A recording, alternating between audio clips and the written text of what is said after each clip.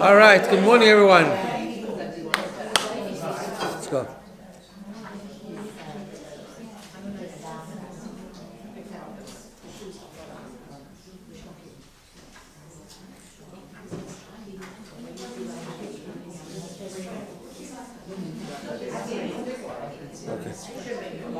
Okay, we'll make a start.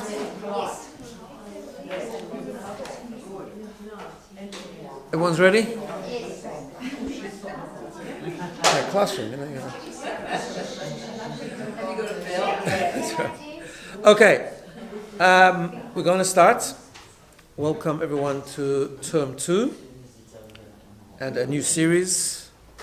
Hope everyone had a good and meaningful Pesach. I think for everyone, this Pesach had a whole different level of meaning this year, but please God, Hashem will accept our Seder and send all the blessings and salvations and miracles to Am Yisrael as He has begun to do. So the series that we're doing this term is called Triangles of the Soul, exploring the 7 emotional layers of the soul, giving it meaning and purpose. In 2007, I checked it up. In 2007, we did a similar series. That was in Belvy Hill, yeah, for sure. Oh, we all remember everything there. That's what I thought. I was worried about that, actually. No, but we're going to do it a little bit differently. First of all, it's always good to review, number one. And number two, we are going to do it a bit differently. This time, this series obviously is not based on any particular contemporary book, but it's based a lot on Kabbalistic teachings and things that are written in Hasidic sources. And of course, we'll be able hopefully translate it into some practical tools as well. So, just today we're going to give a bit of context and introduction and also look at the first one of the layers. Next week we'll expand on the first layer and go to the second. So the reason why I've chosen this series now is because right now in the Jewish calendar, of course, we're in the time of the Omer, which is known as a time of personal growth. Kabbalistically, we are taught the following. We are taught that on Pesach, especially the first day of Pesach, and we talked about this a lot before Pesach, where we're supposed to experience our own personal exodus, the Geulah, the redemption, the soul, spiritual redemption that we experience in the first day of Pesach by the Seder and so on, is much more of a mindset and a intellectual commitment, which actually Kabbalistically is one of the reasons we have 3 matzot, because we know we have 3 layers of intellect, right? Chokhmah, Bina, and Dat. So we develop the mindset, we ready our soul, so to speak, to be free, but afterwards it needs to translate into our personality, right? In other words, which are expressed, as we will soon see in a big way, and expressed in our emotions and our feelings, which are very different. You know that, as we know, we've talked about this many times, that sometimes you can have a person who is very intellectual, believes all the right things, and yet doesn't change. And the reason for that lack of change is because to change, our personality has to be on board. We need a certain level of refinement and work that we need to do on ourselves as people in order to absorb that change and to absorb the commitment to change and become a better person, right? So let's break this down a little bit. So we've talked a lot in previous years about the difference between intellect and emotion, right? So what is intellect and what is emotion? So the very basic definition, which we've mentioned many times, is that intellect, thinking, processing, cognition, there's plenty of place here, is processing things from the outside inwards. In other words, we take things that are outside of us, ideas, concepts, and we absorb them, we internalize them, right? Midot, as they're called in Hebrew, emotions, our feelings, our personality, is the other way around. It's us responding to what's happening outside of us, right? So it's us responding to experiences, or outside people, outside than us. That's the basic definition. Let's go a little bit deeper this time and explain the following. One of the our soul is, our consciousness is divided into these two things. Seichel, which is intellect, and emotion, which is called midot in the writings, right, in the sources. And each of them have default settings. And I say what I mean by that default settings is because they can be used differently. But what's the default settings of intellect? What's the default settings of emotion? And it goes like this. The default settings of intellect is that intellect is a tool, the way we think is a tool to facilitate humility and selflessness. Okay? We'll explain in a minute. Whereas emotions, the default setting of feelings and personality, and the way we respond emotionally to everything that's going on outside of us, is actually to facilitate self-absorption, egocentricity, and self-centeredness. Okay? Which is, by the way, why young children, we've mentioned this many times, young children are self-centered. The problem is when people don't grow out of it, but young children are self-centered, all young children. If you've got a selfless 2-year-old, there's a problem, you should check him out. Right? And by design, by the way, because God wanted them to discover themselves, I guess, first, and be aware of who they are so they can learn to put themselves aside later on and be humble. But now, why is that? We know that one of the things that children have in huge doses is emotion, whereas maturity and development of the cognitive mind is very weak. Right? It's called in Kabbalah, it's called katnut hamochin, which means the smallness of the brain. Right? Not only physically, it means the lack of development, the underdeveloped cognitive brain. Right? In other words, like this: when we think, what's the tool of thinking, or the tool of cognition, I should say? The tool to understand something is a gift that God gave us, not always used correctly, but I'm talking about the default settings, right? The tool of intellect is the ability to take yourself out of the picture, to be objective, and to look at something that's different. A different idea, a new concept. Right? That might not fit with you. That's fine. That's what the gift of cognition is, the ability to do that, the ability to take yourself out of the picture and think of something new, right?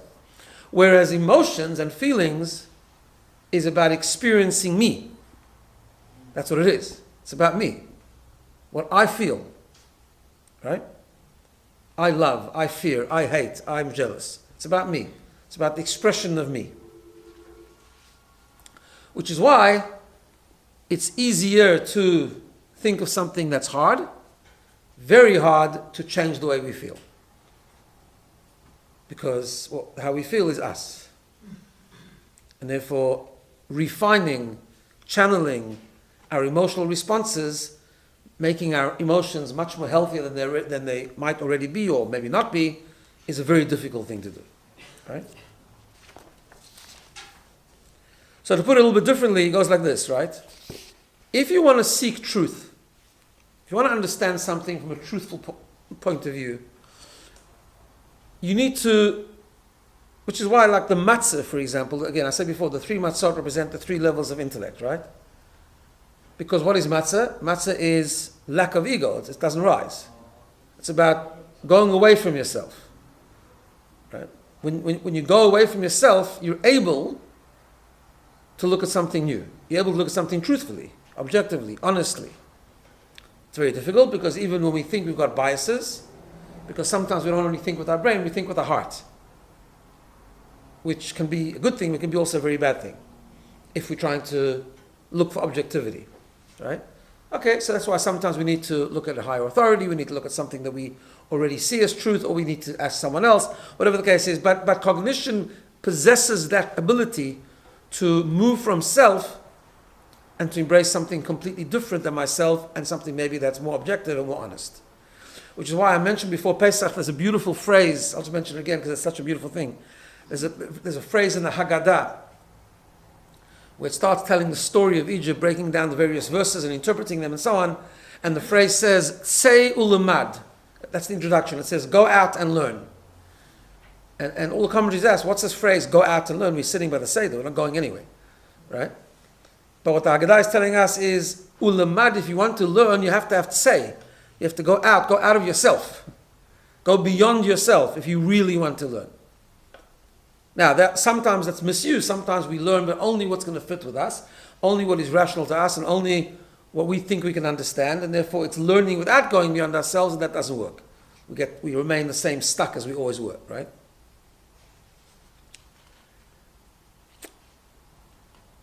When we express emotion, it's very difficult to do that because we're in ourselves.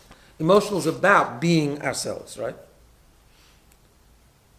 Now, when we say it's being ourselves, it's mainly, when we talk about emotions, it's expression of self, of how we respond to someone else, right? It's always in relation to something on the outside. It's our response, strong feelings of us, how we respond to the outside. Let me just explain that. So, let's say someone hates being around people, right? It can be for two reasons. You can have a very, very big intellectual that just doesn't socialize. Right? That's because he lives in the world of intellect. In the world of intellect, other people don't exist. It's not like he has a problem with them, but just he doesn't need them. Right? But sometimes people say, I don't like people, I don't like a certain type of people because I don't like them. So I stay away from them. That's a feeling in relation to someone else. It's just, instead of I want to be connected with them, I don't want to be connected to them, but it's about them. Follow me? In other words, if it's a feeling, if it's an emotional thing, I get anxiety, social anxiety, or I just don't like them, or those people annoy me, whatever the case is, I'm not going to relate to them. It's a feeling, but it's still a feeling relevant to a relationship. It's just this time it's lack of the relationship instead of because of the relationship, right? So hate, for example, like the intellectual doesn't hate people. People don't exist. He's in his own world, intellectual world. The person says, I hate someone, or I love someone. Love someone means I want to connect them. I hate someone means I don't want to. But it's a response to them. It's my response. It's me saying what I'm feeling about them.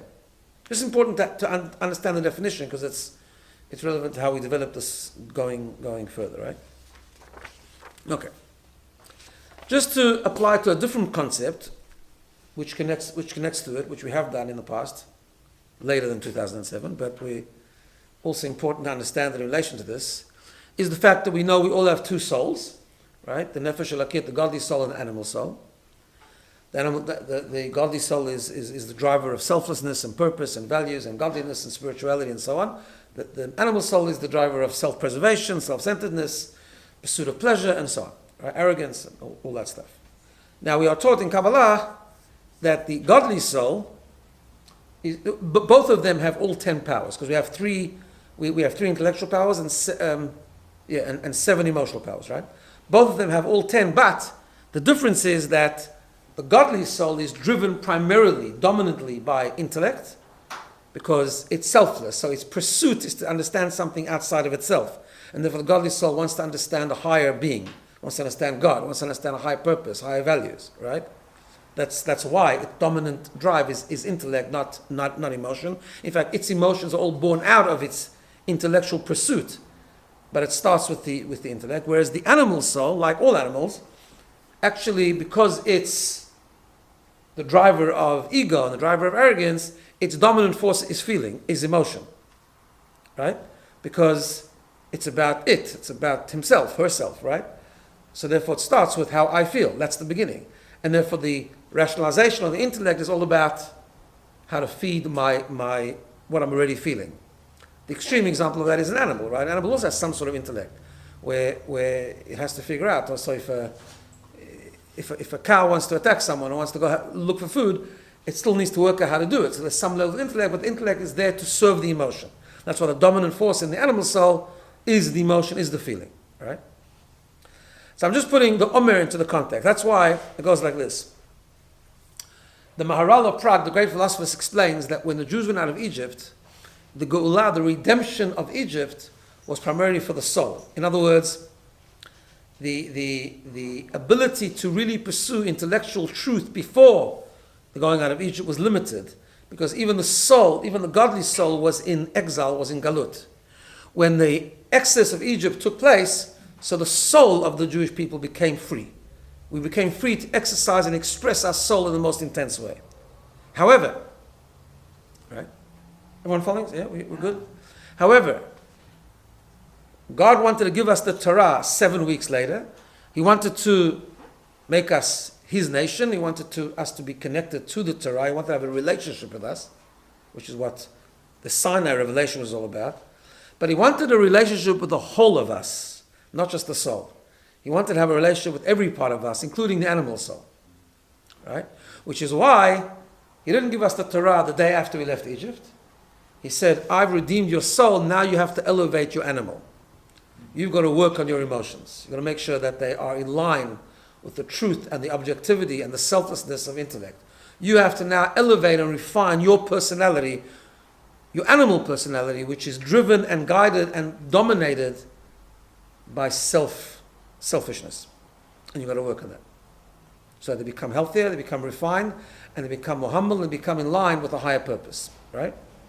Which is why it's called the Omer. Does anyone know what the Omer means, by the way? Just a fun fact. Everyone talks about the Omer, right? Yes, it's the measurement of flour, exactly. First of all, by the way, we call, just to interject with I love giving basic, good general knowledge, right? So you know that people call it the Omer, they right away think, oh, it's that time we don't get married or we can't have music or that kind of thing, right? That's actually not the Omer. That's not why it's called the Omer. It happens to be that during this time, 24,000 disciples of Rabbi Akiva passed away, so we have this idea of partial mourning, so we have certain times we don't get married and all that kind of stuff. But that's nothing to do with the Omer. The word Omer actually is it's a volume measurement of flour. Right? And in the times of the temple, there were sacrifices, but sometimes sacrifices weren't animals, they were flour offerings. Right? And the Torah says that the second day of Pesach, there had to be in the temple and in the Mishkan, there had to be this flour offering, which they were brought, called the Omer, because there was an Omer of flour. It happens to be Omer is a tenth of an ephah, whatever. I mean, the Torah just gets just different volume things in there. So they had to bring an Omer of flour. That's why the sacrifice is called the Omer sacrifice. And from the Omer sacrifice, you need to count these 7 weeks or the 49 days, right? Now, what's the significance of this? Because whenever they brought a flour offering in the temple, it was always wheat. Always wheat. Wheat flour, right? There were only 2 exceptions. One exception was the Omer. The Omer, the flour offering was barley. It was barley flour. Now why? So I know this is not how we relate to today, because today we eat all kinds of grains and we're health freaks and all that kind of thing. But in the times of the Talmud, or times of ancient time, biblical times, wheat was considered food for humans. Barley was considered animal fodder because it's inferior. Right? Okay, there you are. Even recently, right? So nowadays we started eating, I had a great uncle who was like considered old-fashioned, and by his Shabbos table there wasn't a lot of salads. Nowadays people make a lot of salads. It was like traditional gefilte fish and then the chicken. So people asked him, he was a very interesting guy. So people asked him why is no salad? He said in Yiddish, "A behema est groz." He said an animal eats grass. I don't eat this kind of stuff. What's that? My mother says. Yes, that's what he said. What are you feeding me for Shabbat? Yeah, exactly. All right, things are different, but it's okay, it's fine, as long as you have fish also, but it's fine. So, but nevertheless, the Talmud says that the sa'arim, barley, is the animal, is food, is animal food, right? Which is why the day after they left Egypt, where the soul was redeemed, which the soul is the primary identity of what it means to be really human and connected to God and a higher purpose, but there's still the animal left in us, which is unrefined. God says, bring an omer of animal food to kickstart the process for the next 7 weeks of working on your animalistic self. That's why it was barley. Work on your animalistic self. Refine your character, right? Because when we work on our character, a couple of things happen. First of all, God wanted, as I said before, the whole of us. Second of all, it's only through working our emotions that we can have decent relationships, right? And when we went out of Egypt, the goal even of going out of Egypt at that time in a godly context was to have a relationship with God. But actually, as we know, we actually can't have a relationship with God unless we can have a relationship with other people. It goes together. We know that.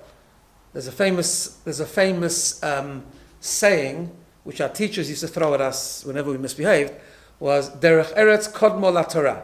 You heard that? Like manners or respect comes before Torah, right? Now, it was misunderstood when the teachers used it actually, because it wasn't exactly what it means, but they say, how can you... But what it really means is following, right? That Derech Eretz means proper relationships, proper respect to other people, making room for other people, essentially, right? And not being selfish, not letting the selfishness of your emotions get in the way, is the prerequisite to having Torah, which means a prerequisite to having a relationship with God. If you can't make room for another, you can't make room for God either. And what God wanted, right? And what God wanted from us when we received the Torah 7 weeks later, He wanted a relationship. He wanted us to relate to Him, which means we have to be able to make room for Him. And that's why the Omer period is such an important thing. Okay. So, in the Omer, 7 weeks. The reason why it's 7 weeks is because each week refers to another emotion, another feeling. Some of them we've mentioned many times. So a couple of things we need to know just as we start. Number one, we have 7 emotions. We have 3 levels of intellect, seven emotions. These 10 powers that we have are the same 10 power God has, so to speak. Very different, of course, but Kabbalah tells us that when God wanted to create the universe, right? When God wanted to create the universe, He chose, when I say He chose, because God in essence is undefined, we are taught, so you can't define Him in any way as you can human beings, but God chose to manifest Himself in 10 ways. 3 intellectual and 7 emotional. The 7 emotional is how, just like us, emotions relate to something else. God also manifested Himself in 7 emotions so He can relate to another. What's the another? The world. Which is, by the way, why the world was created in 7 days. And the 7 days are divided into 2, because as we'll see later, the 7 emotions are also divided into 2. The first 6 is one category. The last one, called Malchut, is the 7th category. Is the 2nd category, And that's why there's the 6 days of the week, and Shabbat, which is the 6 days of creation, and Shabbat is the 7th one, the Malchut, right? Because it just manifests and mirrors God's 7 emotions, so to speak. And with those 10 powers, He created the entire world, and the entire world is based on those 10 powers, including our own soul. So, if you have a look at the other side of you've seen this before, but if you have a look at the other side of your handout, let's just quickly go through the structure so we understand it. So one way it's explained in Kabbalah is that the 10 powers of our soul work in 3 triangles. Right, left to middle, right, left to middle, right, left to middle, and then the 10th one. So if you have a look at the 10 sfirot, or the 10 powers of our soul, they're called sfirot when we're talking about God's 10 powers. They're called powers, or kochot, when they're talking about us. So the first is the world of intellect, which is chokhmah, bina, and dat, right? You have that on your... Sorry, there is another... Sorry, you want to... Chokhmah, Bina, and Dat. We're not going to go through, we've explained that previously. So Chokhmah is the conception of an idea, Bina is the development of the idea, Dat is connecting to the idea. But that's the world of intellect, which we're not going to go into now.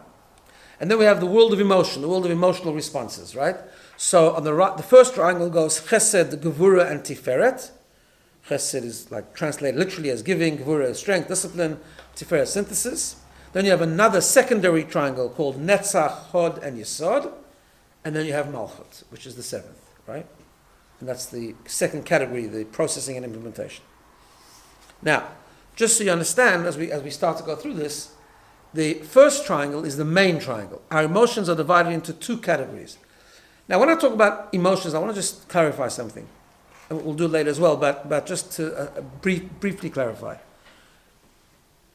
In fact, it was funny because I just said to someone yesterday about 7 emotions. He says, I got much more than 7 emotions. All happening at the same time, right? I said, you certainly do.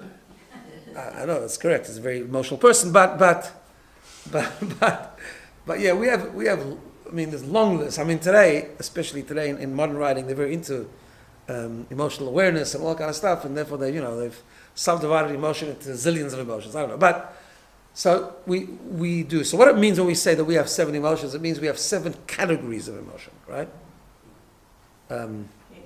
Headings, subset. Although it's like, so for example, kindness, compassion, empathy, love, all these things will fit into chesed. Hate, discipline, boundaries, rejection, all these things will fit into gvura. So, or jealousy or anger, whatever, all these things, right? So they all, yes, we have many, many emotions, but they all come back to the 6 emotions, and then there's Malchut, which we'll explain later.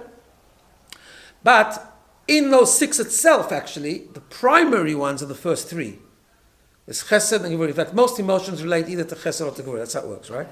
Chesed on the right, Gevurah on the left, and then Tiferet, the synthesis, is in the middle. And the next 3, Netzach, Hod, Yesod, which we'll explain in the coming weeks, and they're very important to understand what they are and how to manage them and how to channel them, is the supportive emotions. They actually serve Chesed, Gvurah, and Tiferet, right? Just to give you a quick example, for example. So, Netzach is ambition, right? Ambition is not an emotion, it's how you exercise an emotion. So if I'm feeling kind, I can be kind in an ambitious way, I can be kind in a non-ambitious way, right? So ambition is like a support for the primary, for the primary emotion. I'm just going through that quickly because I think we've done this here and there, but okay.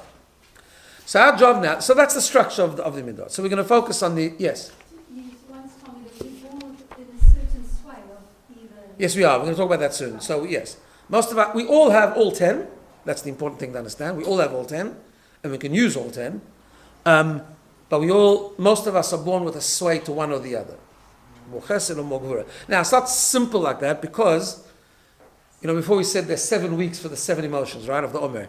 So why not 7 days? The reason is because it's actually very complicated. I'm keeping it more simple. Actually, it's each one of the 7 contains elements of the other 6. So it's like you have what's called, if you look into a Sidur, actually, with the counting of the Omer, you'll see that each counting has in it a little one of these things next to it. So there's something called Chesed of Chesed, and there's going to be Chesed, Gevurah of Chesed, and Tiferet of Chesed.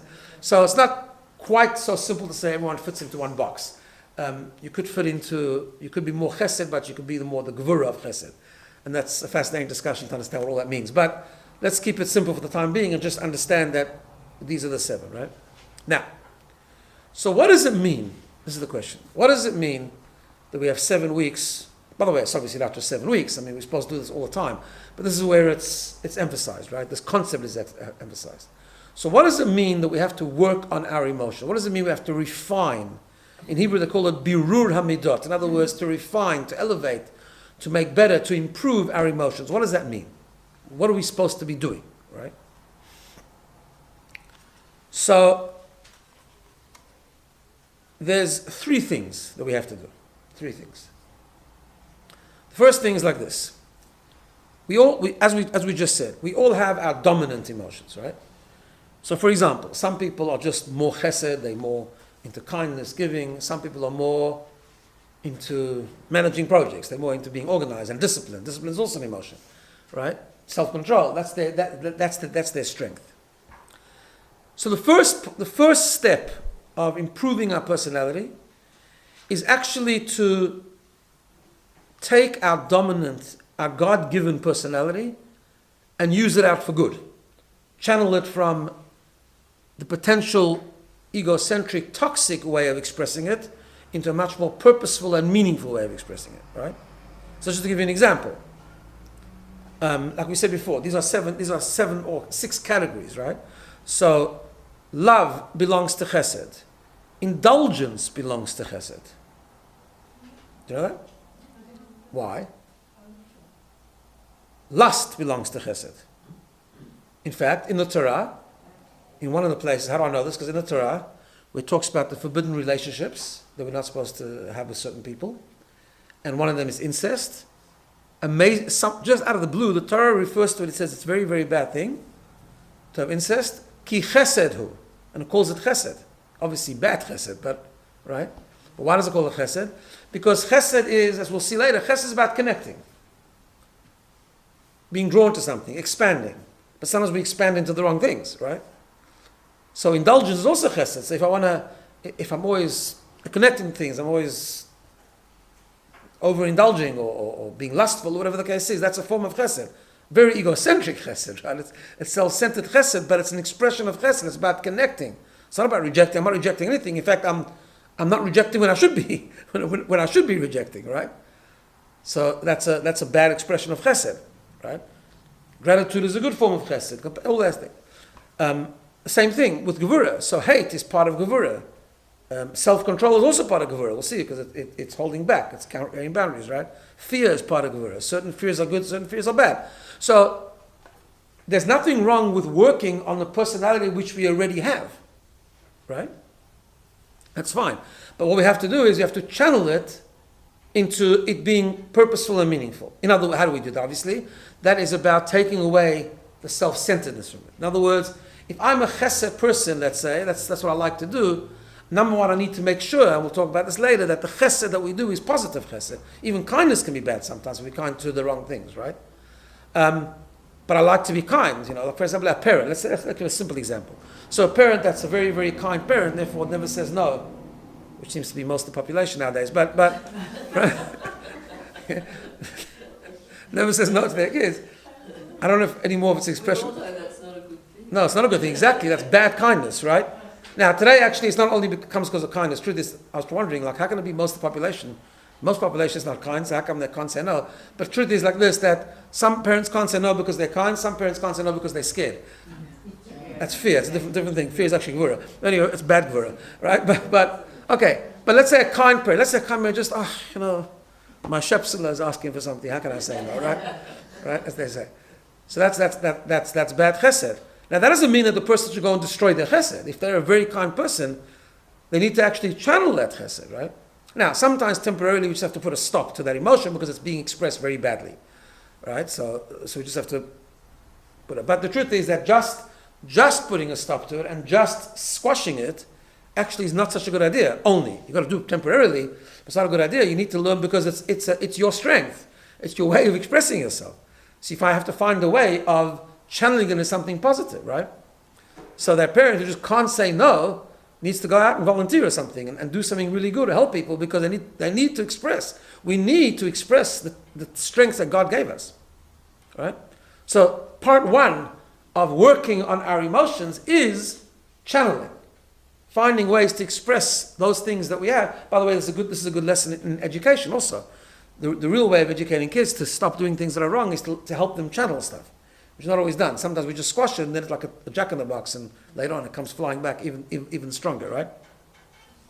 It's not such an easy thing, but this is a concept that we have to do. We have to think about the things that we can improve on, and part of that is not only how we can stop doing certain things, but how we can actually channel it to something good, right? We've talked about this many times, that when you let go of in general, if you let go of a toxic thing or a negative thing, you need to learn to replace it with something good, otherwise it leaves a vacuum which attracts other negative things, right? So that's first thing. The first step to this process, this concept of refining our emotion and our personality is to learn to channel, look at the things that you are already, that you have, that's your strength, and channel it in a humble way, about not always being about me, not always about being self-centeredness, but about being good to others and helping others, and making room for others, and about higher purpose and meaning. That's the first thing. The second thing, which we need to do, I spoke about children before, so this is actually a very important thing, and is to learn to have mature emotions with some sort of intellectual maturity. Now this actually, when I was thinking about this, I just came across this concept in a Hasidic discourse that I was studying the other week, and I thought it included in this because actually it's a very fundamental principle, a very important principle, especially today in the world of cancel culture. Let me explain what I mean. So, in Kabbalah, there's a concept. I'll just tell you the Kabbalistic idea first and then translate it. In Kabbalah, there's an idea that when God created the world, He created the world with these 10 powers, right? 3 intellectual and 7 emotional. But before that, he created another world called the world of chaos. This world is supposed to be a world of order. It doesn't look like it at the moment, but it's supposed to be a world of order, right? Where things have a certain order and a structure. But when he first created another existence beforehand, which is called the world of chaos. What is that? What does that mean? So Kabbalah explains that before God created our world, he created like an emotional power, a world that was only emotion. So much so that it was uncontained. It was like explosive emotion, right? And Kabbalah tells us the following idea, that whenever we have something, there's the or and there's the keli, the light and the vessel. What does that mean? What it means in relevant language is like this. You have the thing itself, how it's operating, and then you have how it's caught, how it's contained, how it's absorbed, how it's received, right? So if you have a look at a child, for example, a child with emotions, right? A child is a good example for this Kabbalistic idea of an emotional world where the lights are strong and the vessels are very small. What do I mean? If you look at a child, for example, right? A child cannot hold two feelings at the same time. Impossible. So if a child is sad because you took away their little toy or something, right? The whole world is bad for those few minutes. They're screaming, they're upset, there's no way to comfort them. They could flip, but if they flip, it's flipping completely the other way. It's not like, okay, I'm sad about my toy, but I'm going to be happy about the next week I'm going to Melbourne or something, right? It doesn't work like that with a child. Right? Yeah? So the emotion is very strong. In fact, they're very strong emotions, children. When they express it, it's expressed very strongly. Happy is the same thing. When they're happy, they're totally happy. Everything's wonderful. Except when it's not. But right? If they get upset with someone, they hate them. You know, children say, I hate you. You know, parents get all upset. It's not good when a teenager says that, but when a little child says that, I mean, you have to teach them not to say it, but it's not abnormal. What they're saying is, I'm not happy with you, and therefore, it's extreme. Right? So what that means is that they have strong oil, they have strong light, but very little keli. Their vessels are very strong, and therefore it's overwhelmed. They can't compartmentalize. They can't broaden the vessel. They can't broaden the way I take this. They can't process it in a way that I can break it down. What am I upset about? What am I not upset about? What's the pros? What's the cons? Like as adults are supposed to be able to do. Right? And therefore, that's the world of chaos. Now, very often in our personality, and I think nowadays for some reason it's become very much like that, people are still carrying the childlike emotional structure where if you're upset with someone, either because they don't agree with you or because they have a different view or whatever the case is, they're completely bad. Right? And everything about them is bad. They have to be cancelled from top to bottom, right? Because people find it very, very difficult today to hold two truths at the same time, or true ideas at the same time. True truths which bring different emotions, right? And in fact, you cannot process personality, or you cannot process values. In fact, you cannot process anything unless you're able to do that. Unless you broaden your vessel to be able to say, well, this is what it's like here, this is what it's like there, right? You know, we spoke about it just after October the 7th, we had a shiur, remember, on morality, on moral clarity, right? To have moral clarity, you have to be able to do this. So war is a tragedy. Death is a tragedy. But the war is just, and it's important, right? All that kind of thing. Be able to do both things together. And to feel both things together. It's not just about knowing in your head, it's about feeling, right? As I told you about Yaakov said when he was going to fight Esau, he called to God and he said, I am scared and afraid. I'm afraid and I'm distressed. It says, Vayira Yaakov was afraid and he was distressed. Why? He was afraid that he might be killed. He was distressed that he might have to kill. And both are true feelings. He doesn't want to kill unless he has to, but he also values life. So the same thing, the two things go together. Today it's a dying art for some reason, because we're not maturing. Right? We find in the Talmud about when King Saul died. Right? We find that God sort of expresses this in the prophecies.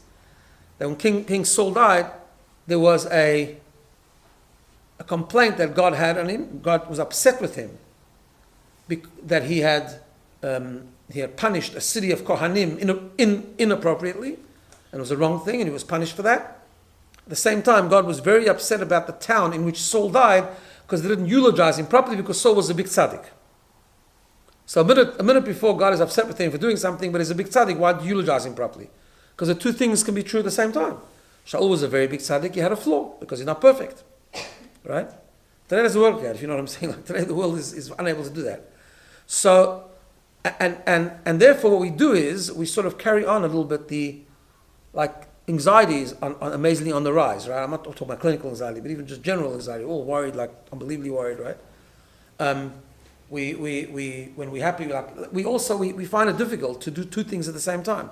So when we're worried about something, or we're scared about something, or we're upset with someone for something, it's all consuming. When we do that, that's actually a very childlike expression of our emotions. We all do it because we all have a child within us, and we often don't grow up. But part of maturity comes from intellectual maturity. A child can't do this. A child can only be overwhelmed. When we grow up and we have intellectual maturity, which is called the gadlut, the greatness of our mind, we have to be able to use that mind to connect it to broaden the vessel. To say, yes, I'm very, very upset, but also I'm happy about a lot of things, right? Or for example, in the current situation, right, a lot of people are going through feelings a lot of time where they're just totally overwhelmed with despair, right? And we've talked about this many times. We have to have, not despair is a bad thing, but we have to have feelings. We have to be upset. We have to, on our mind, we have to think about what's going on. But at the same time, have faith and be positive. And the two things can be, because there's what to be upset about, there's what to be positive about. The Zohar says that even in the way we serve God, we can have regret and happiness at the same time. We can regret the things we've done wrong and be upset about them, and happy to be connected to God at the same time, because we can have he says we can have in two parts of our heart. We can cry on one side and be happy on the other side. Right? That's a human trait. Part of embracing that, part of refining our personality is to learn to contain our emotions. Because sometimes emotions are good, but not if they're not contained. Like, so if we're worried about something, that's a good thing sometimes. Worrying is not a bad thing. If we worry about it is useful and we can do something about it, we should worry about it. Complete lack of worry can lead to negligence. But when worry consumes the whole day, and we forget that we have a lot of things that we're not worried about, we have tremendous blessings, then that's a problem. That's just an example. Or if we're upset with someone, right? Sometimes it's legitimate to be upset with someone. I mean, we've got to be constructive about it and respectful about it and go about it the right way. But it doesn't mean that we have to then completely negate the person. We can be upset with someone, at the same time, help them out. Because there's good things about them as well, right?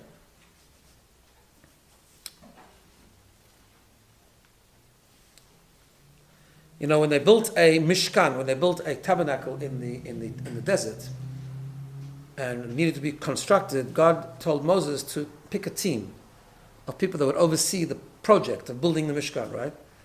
And would be able to design it and do the right thing. And he said that he wants people that are chacham leiv, have wise hearts. Wise hearts is a very funny expression, because in Jewish sources, intellect's in the brain, emotions in the heart. So you're looking for a wise person. What do you mean? You know, wise heart. What does that mean, right? Like a high IQ. Right. It's the hybrid between the two. It's, in other words, I'm looking for someone with passion, but with a brain. But the brain that will contain the passion and channel it in the right way. Because passion, that's a perfect example. Someone's very passionate about something, and because we're so passionate about it, we do stupid things. Right? So what's wrong? The passion? No, passion's great. It's the overwhelmingness of the passion. It's not containing the passion. It's not saying, yeah, okay, there's a passion, but it's got to stop here, because right now I actually have to be objective and I have to think and I have to calm down so I can work through this properly. Right? Let's say if you enter into a project and you're very passionate about it, but all you can do is show passion because you're so overwhelmed by this emotion, you won't plan it properly. You won't strategize properly. Strategy sometimes say, okay, forget about my passion, I just need to think now. Right? It's chacham lev. You have to have the maturity of the intellectual maturity of the heart. Right? I think they call it today, modern days, they call it emotional intelligence, right? Which is really the same, a little bit of the same thing. It's about being emotionally intelligent and being when to express it or not to express. Doesn't mean it's bad. So that's the second thing, right? So the first thing we said was using the emotions that we have, the dominant forces that we have, and to use it to channel it in the right way. The second thing is to make sure that even the good things we have and even the good expressions that we're using don't overwhelm us, that we're able to contain it and be a wise heart, have a wise heart. And then the third thing is something which we always talk about, and that is that when we talk about refining our emotions and our personality, Yes, we develop the part of us that is strong. Yes, we develop the part of us that God gave us by default or naturally, and that's our natural disposition. We channel into positive things. But we also remember that growth means, and growth must mean, the ability to embrace those parts of us, the parts of our personality that is not our personality. If we're a chesed personality, to use gevura. If we're a gevura personality, to use chesed. Ultimately, that's the real growth. Ultimately, the real growth is after we've channeled the good parts, after we learn to calm down, have intellectual maturity in the expression of our emotions, we also have to be ready to grow in the areas that are hard for us, which is using the parts of the 10 powers or the 7 powers, which is not our default personality, but we have it nonetheless, and that's the uniqueness of the human being, to be able to use even the parts that we're not naturally disposed to. Okay. So let's just talk about the first one in the last 10 minutes, and we'll expand next week. So you know that the first one, because the way it works is, I know I gave you the picture before in triangles, but in Kabbalah, the 7 emotions are presented 2 ways. In triangular form, but also in a list. And they're both important. Because the list means one comes before the other, right? So what's the first one? The first midah, the first emotion is chesed. Now, it's interesting because when God created the world, so the days of the week correspond to the 7 emotions, right? But it says, and it says in the Zohar clearly, and there's verses to back it up and so on, that God created the world using these. For example, I'll give you just an example. So the first day, just where you see chesed, the first day was light, revelation. Revelation is chesed. The second day actually was division. God put the lower waters, the upper waters, created categories. That's a gevura thing, where you create boundaries. Boundaries is a gevura thing, right? Okay. In fact, machloket, division, it says conflict was created on Monday. Do you know that? Now, conflict can be good, but it needs a Tuesday, which is another discussion. We'll get to that maybe, right? That's why if you look in the Chumash, by the way, you'll see that every day of the 6 days of creation, it says ki tov, that God said it was very good, except for Monday. But it doesn't say ki tov, because conflict was created. Conflict is not a good thing. But on Tuesday, it says ki tov twice. So what did he do on Tuesday? Tuesday, he created the plants, he created growth, he created the oceans. But you see, it says the word. Married on the Tuesday. Sorry? That's how you get married on the No, lots of people try and do things on a Tuesday. Tuesday is considered a good day because it's double kitov. Every day is a good day, but the truth is, the real depth of the double kitov on Tuesday is that it makes the Monday into tov as well. Okay, but we'll get to that. So sorry, is Tuesday dot? No, we're talking about emotions now. Chesed, we're at Tiferet. Sorry, Tiferet. Tiferet, yes. Yeah, Tuesday is Tiferet, yes, exactly. So that's what also means beauty, by the way. Tiferet means beauty. But we'll get to Tiferet in 2 weeks' time. So you got to stay with the course here. We'll get to each one. So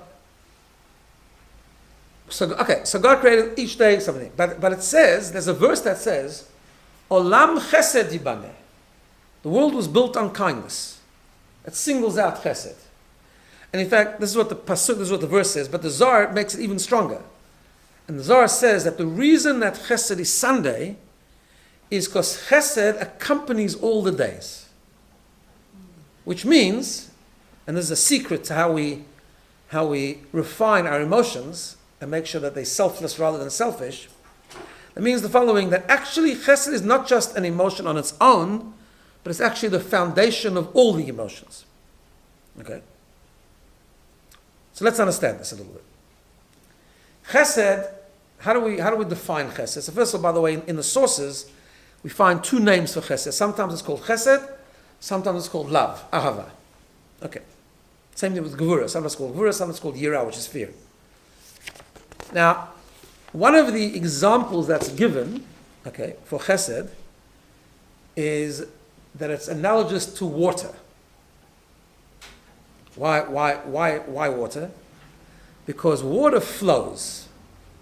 And the nature of water is that it will flow from top to bottom. In other words, it'll just always flow down. Unless it's held back by a cup. But if you let water go, it'll go from a higher place to a lower place, right? So water represents this kind of flow and giving. And that's why chesed is connected to water. What does that mean? It means that chesed is an emotion are flowing. Chesed is the first thing where we take into account something or someone else. That's why by default chesed is really good. Right? Now there's good chesed and bad chesed, but we always think of chesed as a good thing. Because chesed is giving. Chesed means connection to something else, a flow. I'm always ready to make room for an other. Right? God creates a world. Why does he create a world? Because he wants to make room for an other. Other's us. Because he wants a relationship with us. Right?